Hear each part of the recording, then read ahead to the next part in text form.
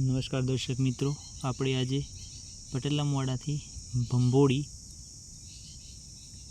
એટલે કે common sign બોવાનું rescue કર્યું છે. આપણે આને ગુજરાતીમાં ભંભોળી તથા દરઘોઈના નામથી ઓળખીએ છીએ. અને આ સાપ અજગર ફેમિલીથી બિલોંગ કરે છે, એટલે કે અજગર તેમજ આંધળી ચાકણ અને આ ભંભોળી ત્રણ સાપ એક જ ફેમિલીથી આવે છે, કે કાકા બાપાના કહી શકાય. તો આપ જોઈ શકો છો આનું બાઇટ મૂળ કઈ ટાઈપનું હોય છે.